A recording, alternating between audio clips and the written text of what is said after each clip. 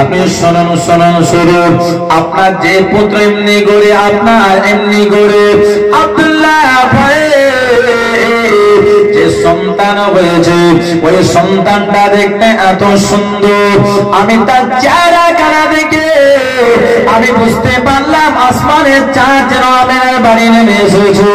ওই জন্য আমি শুয়ে দেখে এত আনন্দ পেয়েছি, এত খুশি হয়েছে, আমি দৌড়ে দৌড়ে আপনাকে খবরটা দেব বলে আমি ছুটে ছুটে আপনার কাছে এসেছি।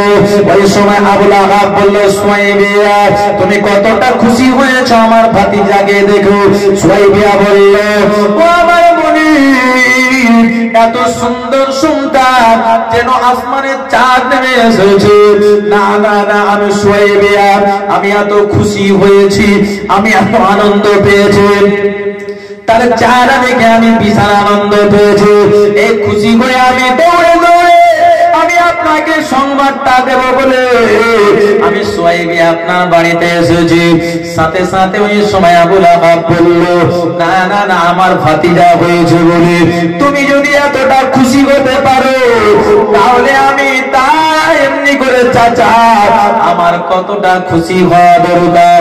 না না না না, আমি সুয়াইবিয়া আমি আবুল আহাব তোমাকে টাকা পয়সা দিয়ে ক্রয় করে এনেছি, তুমি যদি আমার ভাতিজা হতে এতটা খুশি হও তাহলে আমি তার চাচা হয়ে আমাকে বেশি খুশি হতে হবে।